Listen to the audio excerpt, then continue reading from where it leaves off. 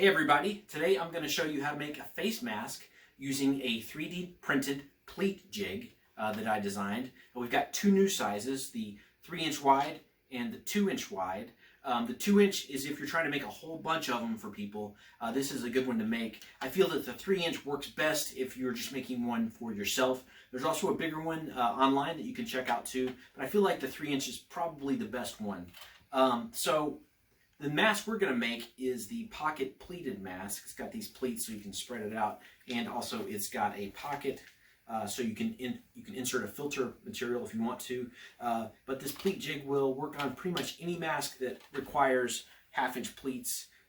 Here's some finished ones, at least finished with the pleated part. We still got to sew them. So let's try it out. So you're going to take your mask, and if you're using this pattern, which we'll link in the comments, you're going to want to put that pocket on top. We've already done a few things to this. We folded the pocket, we've sewed the pocket edges, and this is 2 layers of fabric. This will work for 2 layers or 1 layer of fabric.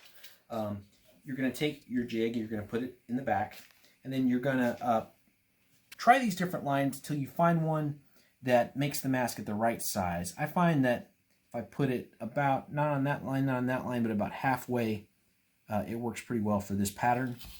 The other good thing about that is you can put your fingers on it, which are going to be helpful. And then you're going to want to find where this goes. You have to sort of, sometimes you'll make a mistake and put it in the wrong place, but you'll figure it out. Make sure it's pretty straight. And be sure to put your fingers here because you're going to need to hold this down. Don't hold the fabric, but hold the plastic part here. And then you're going to do this kind of motion. Kind of have to cinch it like that. It gets easier the more you do, and the more your jig is worked. This could be probably sanded a little bit, and then sometimes I'll do that to sort of make it a little better. This one's still pretty new. So then at this point, you're going to iron that down. But before I do that, let's look at the 2-inch version. Works similar.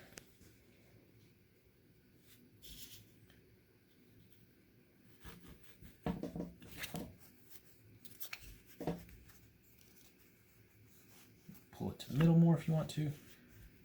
Okay.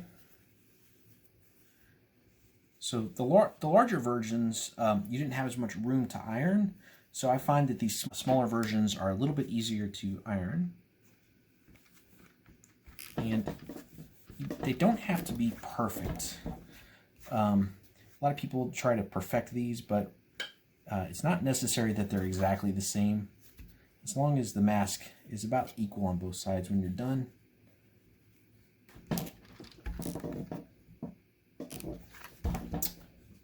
Just going to slide this out.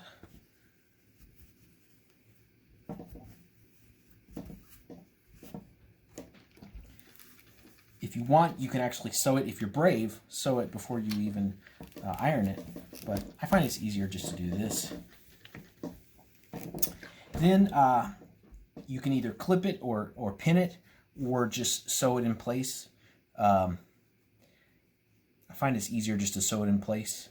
And then, yeah, when you're done, you'll have a nice mask.